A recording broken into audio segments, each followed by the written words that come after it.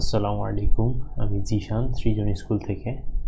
আজকে তোমাদের জন্য নিয়ে এসেছি তোমাদের নবম দশম শ্রেণীর জীববিজ্ঞানের দ্বিতীয় অধ্যায়, মানে জীবকোষ এবং টিস্যু।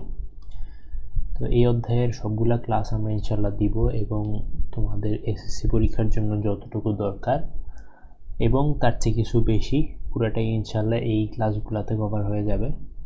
তো চলো শুরু করি।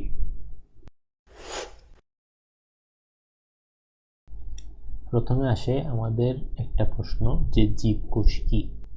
জীবকোষের জন্য খুব স্ট্যান্ডার্ড একটা সংজ্ঞা আছে, যেটা লোই এবং সিকেভিটস আমাদেরকে দিয়েছেন। সেটা হলো বৈষম্যভেদ্য পর্দা বা সিলেক্টিভলি পারমিয়েবল পর্দা দিয়ে আবৃত এবং জীবজ ক্রিয়াকলাপের একক, যা অন্য কোনো সজীব মাধ্যম ছাড়াই নিজের প্রতিরূপ তৈরি করতে পারে, তাকে এমন সত্তাকে কোষ বলা হয়। তাহলে এক নম্বরে হবে বৈষম্যভেদ্য পর্দা। বৈষম্যভেদ্য পর্দা থাকবে। 2 নম্বরে হলো জীবজ ক্রিয়াকলাপের একক। জীবজ ক্রিয়াকলাপের একক হবে এবং নিজের প্রতিরূপ তৈরি করতে পারবে অন্য কোনো সজীব মাধ্যম ছাড়াই। এই বৈশিষ্ট্যগুলো যদি কোনো একটা সত্তার থাকে, কোনো একটা এন্টিটির থাকে, তাহলে তাকে একটা কোষ বলা যায়। তো কোষের বিভিন্ন প্রকারভেদ আছে। এই প্রকারভেদগুলো আমরা এখন একটু দেখি। প্রথমে কোষের গঠন অনুযায়ী কিছু প্রকারভেদ আমরা দেখি। এক হলো আদি কোষ বা প্রাককেন্দ্রিক কোষ অথবা প্রোক্যারিওটিক সেল। আদি কোষ বা প্রাককেন্দ্রিক কোষে কোনো সুগঠিত নিউক্লিয়াস থাকবে না। তার মানে নিউক্লিয়াসের ভিতরে যেসব বস্তু থাকার কথা, এই সব বস্তু আমাদের সাইটোপ্লাজমে ছড়ানো ছিটানো অবস্থায় থাকবে। নিউক্লিয়াসের কোনো আলাদা পর্দা থাকবে না যেটার ভিতরে নিউক্লিয় বস্তু থাকবে। এইসব কোষের একটা বৈশিষ্ট্য হলো যে এটার মধ্যে মাইটোকন্ড্রিয়া, প্লাস্টিড, এন্ডোপ্লাজমিক রেটিকুলাম, বিভিন্ন অঙ্গাণু থাকে না, কিন্তু যেটা থাকে সেটা হলো রাইবোজোম। এবং ক্রোমোজোমে কেবল কি থাকে? ডিএনএ থাকে। এবং এগুলোর উদাহরণ যদি আমরা দেখি, নীলাভ সবুজ শৈবাল আছে আর বিভিন্ন ব্যাকটেরিয়া আছে। এরপরে প্রকৃত কোষ বা সুকেন্দ্রিক কোষ অথবা ইউক্যারিওটিক সেল। এইটার মধ্যে আমার নিউক্লিয়ার ঝিল্লি আছে। নিউক্লিয়ার ঝিল্লি থাকার মানে হলো যে কোষটা সুগঠিত হবে। একটা নিউক্লিয়ার ঝিল্লি দ্বারা ভিতরে কোষীয় নিউক্লিয়ার যে বস্তুগুলো আছে সেগুলো আবৃত থাকবে, পরিবেষ্টিত, সুগঠিত। এইসব রাইবোজোম, এই কোষে রাইবোজোম সহ সকল অঙ্গাণু উপস্থিত থাকে। ক্রোমোজোমে ডিএনএ, প্রোটিন, হিস্টোন, অন্যান্য উপাদান থাকে। দেখো তোমার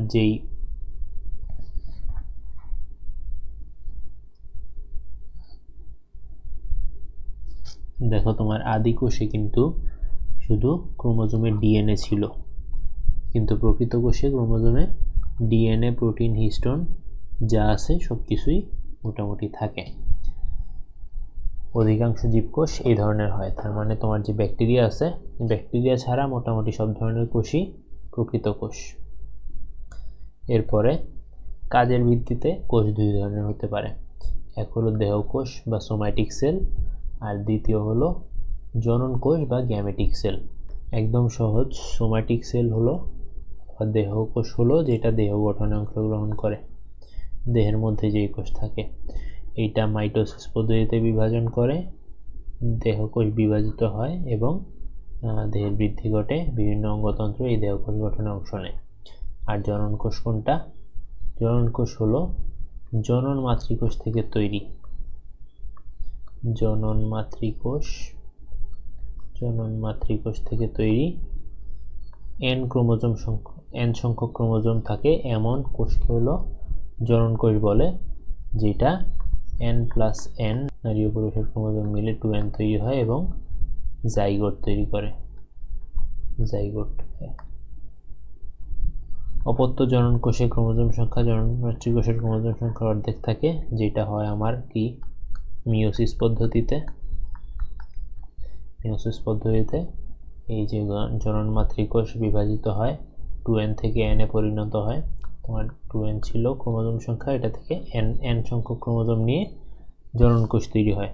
পরে আবার ওইটা কি ক্রোমোজ 3 জনন কোষ মিলিত হয়ে জাইগোট তৈরি করে। জাইগোট বারবার বিভাজিত হয়ে জীবদেহ গঠন করে।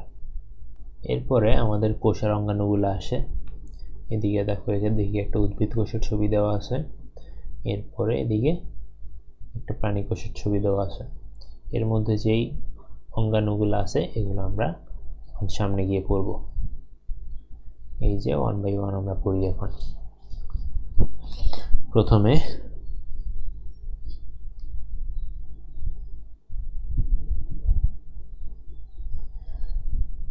উদ্ভিদ ও প্রাণী কোষে কিছু অঙ্গাণু আছে যেগুলো হলো কমন, আর কিছু অঙ্গাণু আছে যেগুলা শুধুমাত্র উদ্ভিদ কোষ অথবা শুধুমাত্র প্রাণী কোষে পাওয়া যায়।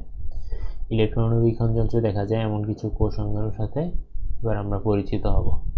সাধারণ যে আমাদের যেই আলোক অণুবীক্ষণ যন্ত্র আছে, যৌগিক অণুবীক্ষণ যন্ত্র, এগুলা দিয়ে কিন্তু নরমালি এই কোষীয় ছোট ছোট অঙ্গাণুগুলা দেখা যায় না, এগুলো আমরা ইলেকট্রন অণুবীক্ষণ যন্ত্রে দেখতে পাই। তো চলো একটা একটা করে কোষীয় অঙ্গাণু পড়া শুরু করি। প্রথমে আছে আমাদের কোষ প্রাচীর বা সেল ওয়াল। এটা সবচেয়ে গুরুত্বপূর্ণ একটা পার্ট, কিন্তু এটা শুধুমাত্র উদ্ভিদ কোষে পাওয়া যায়। এটা মৃত বা জড় বস্তু দিয়ে গঠিত। এটার মধ্যে থাকে তোমার cellulose, hemicellulose, lignin, pectin, suberin, এই টাইপের কিছু রাসায়নিক পদার্থ থাকে। এগুলা কি জড় বস্তু, জড় পদার্থ। তবে ব্যাকটেরিয়ার কোষ প্রাচীর প্রোটিন, লিপিড, পলিস্যাকারাইড দিয়ে এবং ছত্রাকের কোষ প্রাচীর কাইটিন দিয়ে তৈরি হয়। ব্যাকটেরিয়ার কোষ প্রাচীর হয় প্রোটিন, লিপিড আর পলিস্যাকারাইড দিয়ে তৈরি। ছত্রাকের কোষ প্রাচীর হয় কাইটিন দিয়ে তৈরি। কোষ প্রাচীরটা কেমন হয় দেখো,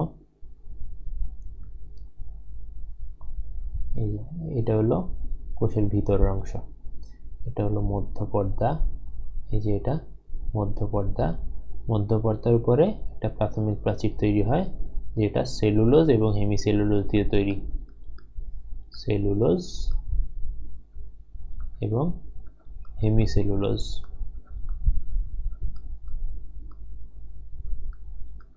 হেমিসেলুলোজ। এরপরে এটার উপরে বিভিন্ন স্তরে কি তৈরি হয়, একটা গৌণ প্রাচীর তৈরি হয়। যে গৌণ প্রাচীরের 3টা স্তর, বহিঃস্তর, মধ্যস্তর, অন্তঃস্তর, এই 3টা স্তরে গৌণ প্রাচীর তৈরি হয়। এই প্রাচীরের মাঝে মাঝে কিছু ছিদ্র থাকে। আচ্ছা, এদিকে দেখো, মধ্যপর্দার উপরে প্রোটোপ্লাজম থেকে নিঃসৃত কয়েক ধরনের রাসায়নিক দ্রব্য মিলে ক্রমশ গৌণ প্রাচীর সৃষ্টি হয়। এই প্রাচীরের মাঝে কিছু ছিদ্র থাকে যাকে কূপ বলা হয়। এরপরে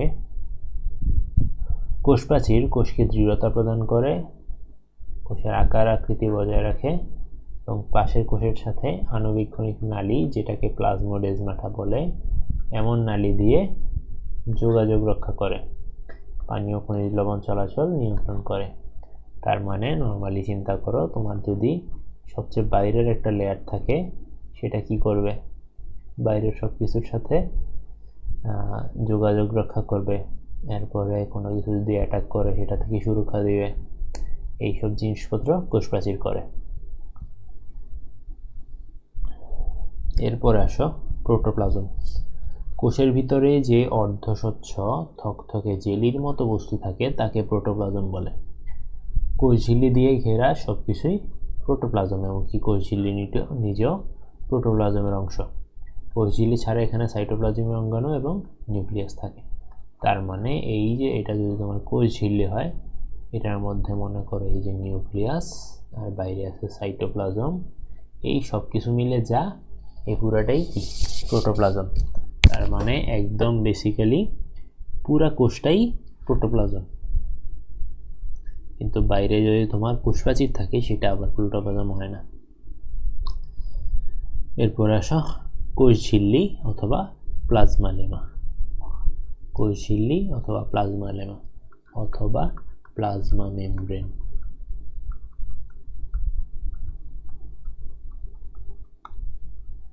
আচ্ছা, প্রোটোপ্লাজমের বাইরে দুই স্তরের যে স্থিতিস্থাপক পর্দা থাকে, ইম্পর্টেন্ট পার্ট হলো যে এটা দুই স্তরের হবে। স্থিতিস্থাপক পর্দা থাকে, তাকে কোষ ঝিল্লি বা প্লাজমা লেমা বা প্লাজমা মেমব্রেন বলা হয়। কোষ ঝিল্লির ভাঁজকে মাইক্রোভিলাই বলে। কোষ ঝিল্লিতে তুমি কিছু এরকম ভাঁজ দেখতে পারবে, এগুলাকে মাইক্রোভিলাই বলে। যেগুলা কি এই যে আঙ্গুলের মতো দেখতে যে ভাঁজ, এগুলাকে মাইক্রোভিলাই বলে। এই যে এদিকে দেখো আন্তঃকোষীয় স্থান আছে, তার মানে দুইটা কোষের মাঝের যে পার্ট, দুইটা কোষের মাঝের যে খালি জায়গা, ওটা হলো আন্তঃকোষীয় ফাঁক অথবা আন্তঃকোষীয় স্থান।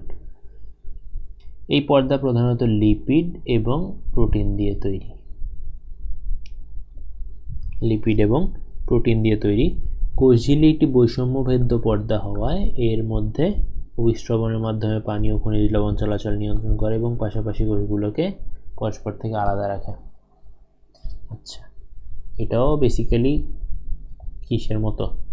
কোষ প্রাচীরের মতোই।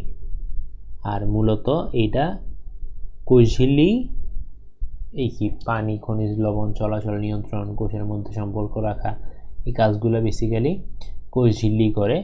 এবং কোষ প্রাচীর পড়ে গেলে কোষ প্রাচীর এগুলাতে হেল্প করে। পরে কোষ প্রাচীর কি তোমার আরও এক্সট্রা কি করে? সুরক্ষা দেয় আর আকৃতি বজায় রাখে। এটা কি করে? কোষ প্রাচীর।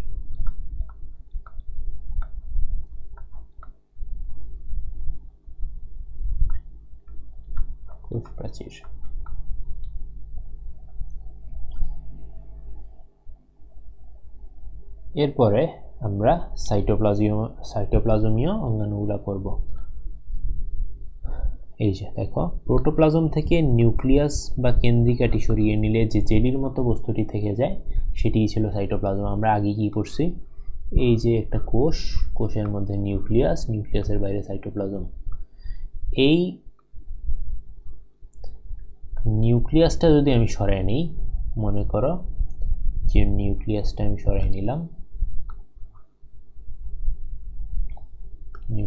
সরাই নিলাম, তাহলে বাকি যেই পার্টটা থাকে, অ্যাকচুয়াল যে জেলির মতো পার্টটা থাকে, সেইটা হলো সাইটোপ্লাজম। সাইটোপ্লাজমের মধ্যে অনেক ধরনের অঙ্গাণু দেখা যায়। এদের প্রত্যেকের কাজ আলাদা হলেও একে অপরের উপর নির্ভরশীল। এই অঙ্গাণুগুলোর কোনোটি ঝিল্লিযুক্ত, আবার কোনোটি ঝিল্লিবিহীন। অঙ্গাণুগুলো এখন আমরা একটা একটা করে পড়ব। ঝিল্লিযুক্ত সাইটোপ্লাজমীয় অঙ্গাণু। প্রথমে আসে মাইটোকন্ড্রিয়া। মাইটোকন্ড্রিয়া কি তোমরা জানো? এটা হলো পাওয়ার হাউস, কোষের পাওয়ার হাউস বলে, কারণ এটা শক্তি উৎপাদনের প্রধান কেন্দ্র হইল মাইটোকন্ড্রিয়া। শ্বসনে অংশগ্রহণকারী এই অঙ্গাণুটি 1886 সালে, মতান্তরে 1896 সালে আবিষ্কার করেন রিচার্ড অল্টম্যান। এটা আবিষ্কার করেন এবং নাম দেন বায়োব্লাস্ট নাম দেন। তবে প্রচলিত মাইটোকন্ড্রিয়া নামটি দেন বিজ্ঞানী কার্ল বেন্ডা। কি নাম দেন? মাইটোকন্ড্রিয়া। এটা দুই স্তর বিশিষ্ট আবরণী বা ঝিল্লি দিয়ে ঘেরা। ভিতরের স্তরে কি থাকে? কিছু ভাঁজ থাকে। আবরণী বা ঝিল্লি দিয়ে ঘেরা, ভিতরের স্তরে আঙ্গুলের মতো ভাঁজ থাকে। এদেরকে ক্রিস্টি বলে। ক্রিস্টির গায়ে বৃন্তযুক্ত গোলাকার বস্তু থাকে, এদেরকে অক্সিজোম বলে। এবং অক্সিজোমে উৎসেচকগুলো সাজানো থাকে। নিচে ছবি আছে। মাইটোকন্ড্রিয়নের ভিতরে থাকে ম্যাট্রিক্স এবং জীবের শ্বসন কার্যে সাহায্য করা মাইটোকন্ড্রিয়ার প্রধান কাজ। পরে তোমরা দেখবে যে শ্বসনের 4টি ধাপ: গ্লাইকোলাইসিস, স্টেল-কোয়ে, ক্রেবস চক্র এবং ইলেকট্রন প্রবাহতন্ত্র। এর প্রথম ধাপ গ্লাইকোলাইসিসটা মাইটোকন্ড্রিয়া হয় না, বাকি যে 3টা ধাপ আছে এগুলা মাইটোকন্ড্রিয়ায় ঘটে। ক্রেবস চক্রে অংশগ্রহণকারী সব উৎসেচক উপস্থিত থাকায় বিক্রিয়াগুলো মাইটোকন্ড্রিয়ায় সম্পন্ন হয়। ক্রেবস চক্রে সবচেয়ে বেশি শক্তি উৎপাদন হয়, এই জন্য মাইটোকন্ড্রিয়াকে কোষের শক্তিঘর বলে। সবচেয়ে বেশি শক্তি উৎপাদন হয় ক্রেবস চক্রে। ক্রেবস চক্রে সবচেয়ে বেশি শক্তি উৎপন্ন হয়, পাওয়ার। আচ্ছা, এবার দেখো মাইটোকন্ড্রিয়ার গঠন। এই যে এটা একটা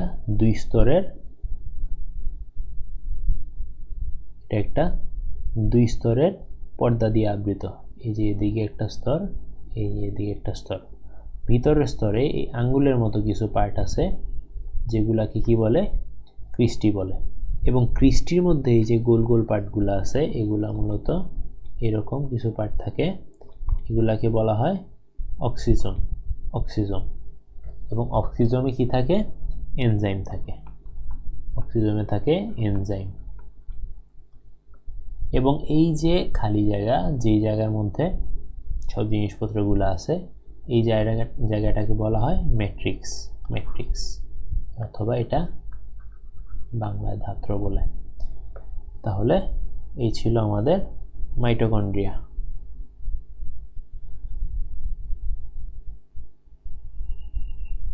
আচ্ছা, কিছু সুকেন্দ্রিক কোষে মাইটোকন্ড্রিয়া থাকে না, যেমন হলো তোমার ট্রাইকোমোনাস এবং মনোসার্কোমোনয়েডস।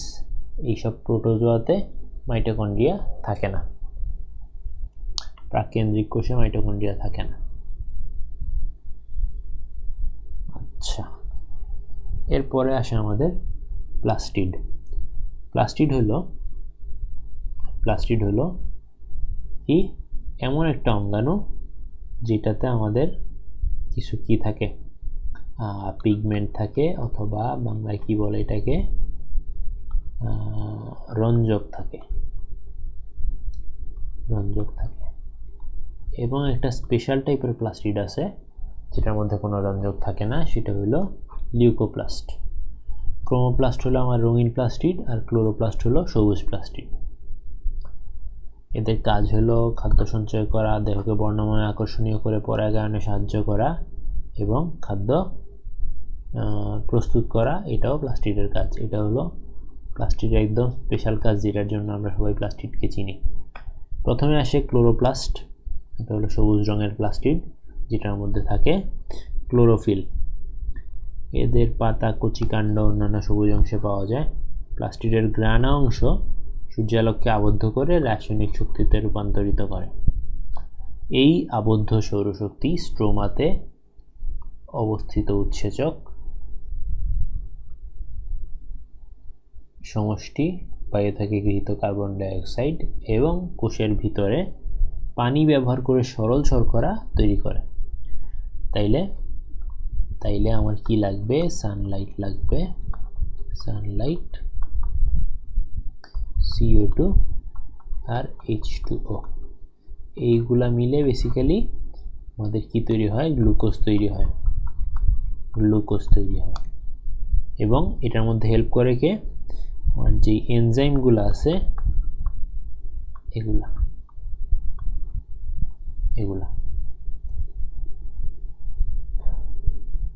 এই যে দেখো, এটা হলো একটা প্লাস্টিড এবং এটা একটা সরল উপস্থাপন। এই প্লাস্টিডের মধ্যে এই যে পার্টটা এটা হলো গ্রানা। তার মানে এই যে টাওয়ারের মতো যেই পার্টটা আছে এটা হলো গ্রানা। গ্রানার মধ্যে যে ডিস্কগুলো আছে, এগুলাকে বলা হয় থাইলাকয়েড। এবং গ্রানার মধ্যে কিছু সংযোগ করার মতো পার্ট আছে, এগুলা এই গ্রানাগুলাকে কানেক্ট করে, এগুলাকে বলা হয় আন্তঃগ্রানা। এরপরে দেখো, আমাদের দুই স্তরের একটা আবরণ আছে, আর কি এই যে খালি জায়গাটা সেটা হলো স্ট্রোমা। এবং এটার মধ্যে শ্বেতসার দানা কিছু পাওয়া যায়, কারণ এখানে কি খাদ্য উৎপাদন হয়, শ্বেতসার তৈরি হয় এখানে। আচ্ছা, এরপরে আমাদের ক্রোমোপ্লাস্ট হলো রঙিন কিন্তু সবুজ নয়। সবুজ হলে কি হবে? ক্লোরোপ্লাস্ট।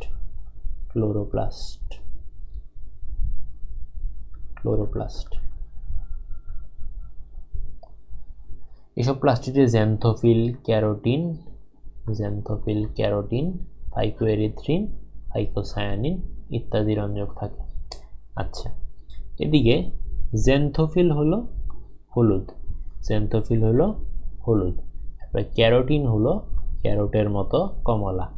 ফাইকো এরিথ্রিন, এরিথ্রিন মানে হলো লাল, এরিথ্রো মানে লাল, তাইলে ফাইকো এরিথ্রিন লাল। আর ফাইকো সায়ানিন, সায়ানিন সায়ান কালারটা হলো নীলের মতো, তাইলে ওইটা হলো নীল। এরকম কিছু রঞ্জক পদার্থ আমাদের ক্রোমোপ্লাস্টে থাকে। এদের মিশ্রণজনিত কারণে বিভিন্ন রং তৈরি হয় এবং আকর্ষণীয় হয়ে ওঠে ফুল, পাতা এবং উদ্ভিদের অন্যান্য অংশ। রঙিন ফুল, পাতা, গাজরের মূলে এদেরকে পাওয়া যায়। ফুলকে আকর্ষণীয় করে পরাগায়নে সাহায্য করা হলো এদের প্রধান কাজ। তাইলে ক্রোমোপ্লাস্টের প্রধান কাজ হলো পরাগায়নে সাহায্য করা। এরা বিভিন্ন রঞ্জক পদার্থ সংশ্লেষণ করে জমা রাখে, তৈরি করে জমা রাখে। এবং লিউকোপ্লাস্ট হলো এমন প্লাস্টিড যার মধ্যে কোনো রঞ্জক পদার্থ থাকে না। লিউকোপ্লাস্টে সূর্যের আলো পৌঁছায় না এমন জায়গায় লিউকোপ্লাস্ট থাকে এবং এদের প্রধান কাজ হলো খাদ্য সঞ্চয় করা। সূর্যের আলোর সংস্পর্শে এলে ক্লোরোপ্লাস্টে রূপান্তরিত হতে পারে। এরপরে আসো গলগি বডি। গলগি বডি হলো প্রধানত একটা প্রাণী কোষের বৈশিষ্ট্য। গলগি বডি প্রাণী কোষ পাওয়া যায়, তবে অনেক উদ্ভিদ কোষে ওদের দেখা যেতে পারে। এটা বিভিন্ন সিস্টার্নি এবং ভেসিকল দিয়ে তৈরি। সিস্টার্নি হলো এই যে লম্বা পার্টগুলো আছে, এগুলো হলো সিস্টার্নি, এবং এই যে ছোট ছোট থলিগুলো আছে এগুলো হলো ভেসিকল। এদের পর্দায় বিভিন্ন উৎসেচক পানি বিয়োজন সম্পন্ন হয়। পর্দায় বিভিন্ন উৎসেচকের পানি বিয়োজন সম্পন্ন হয়। জীবকোষের বিভিন্ন পদার্থ নিশ্চিতকরণের সাথে এদের নিবিড় সম্পর্ক রয়েছে এবং হরমোন নিঃসরণেও এদের গুরুত্বপূর্ণ ভূমিকা লক্ষ্য করা যায়। কোনো বিভাগীয় কাজের সাথে এরা সম্পর্কিত হয়, কখনো কখনো প্রোটিন সঞ্চয় করে। গলগি বডি বেসিক্যালি তোমার অনেক ধরনের কাজ করে থাকে, তবে এটা বিভিন্ন এই যে এনজাইম বা কোষীয় পদার্থ আছে এগুলার পরিবহনের কাজটা করে। এই জন্য এদেরকে কি কোষের ট্রাফিক পুলিশ বলে, কোষের ট্রাফিক পুলিশ বলে। Endoplasmic reticulum. এন্ডোপ্লাজমিক রেটিকুলাম হলো কিছু নালী, এই যে এরকম কিছু নালী, এগুলা হলো এন্ডোপ্লাজমিক রেটিকুলাম, যেটা কি পর্দা দিয়ে আবৃত থাকে, এবং এই এন্ডোপ্লাজমিক রেটিকুলামকে পর্দা দিয়ে আবৃত সবচেয়ে বড় অঙ্গাণু ধরা হয়, সবচেয়ে বড় কোষীয় অঙ্গাণু। তো এন্ডোপ্লাজমিক রেটিকুলামে তুমি দেখবা যে অমসৃণ যে এন্ডোপ্লাজমিক রেটিকুলাম আছে সেগুলাতে রাইবোজোম লেগে থাকে। এই জন্য এখানে প্রোটিন সংশ্লেষণ হয় এবং কোষ উৎপাদিত পদার্থগুলোর প্রবাহ পথ হিসেবে এন্ডোপ্লাজমিক রেটিকুলাম ব্যবহৃত হয়। ওই যে তোমার যে গলগি বডি ছিল, গলগি বডিতে এন্ডোপ্লাজমিক রেটিকুলাম হয়ে পদার্থগুলো যায়। কখনো কখনো প্লাজমা মেমব্রেনের সাথে যুক্ত থাকে। এই ধারণা করা হয় এক কোষ থেকে অন্য কোষে উৎসেচক এবং কোষে উৎপাদিত অন্যান্য দ্রব্যাদি এর মাধ্যমে চলাচল করে। মাইটোকন্ড্রিয়া, কোষগহ্বর এগুলো সৃষ্টিতে এন্ডোপ্লাজমিক রেটিকুলামের গুরুত্বপূর্ণ ভূমিকা রয়েছে। এন্ডোপ্লাজমিক রেটিকুলামগুলা মেমব্রেন তৈরিতে সহায়তা করে। মেমব্রেন তৈরিতে এন্ডোপ্লাজমিক রেটিকুলাম গুরুত্বপূর্ণ ভূমিকা পালন করে। এরপর আসো কোষগহ্বর। কোষগহ্বর হলো কোষের মধ্যে খালি অংশ। তুমি দেখবা যে উদ্ভিদ কোষে এরকম, এই যে এটা নিউক্লিয়াস, এরকম কিছু খালি জায়গা থাকে। এই যে খালি জায়গাটা যে আছে এটাকে কোষগহ্বর বলে। বৃহৎ কোষগহ্বর উদ্ভিদ কোষের প্রধান বৈশিষ্ট্য। প্রাণীকোষে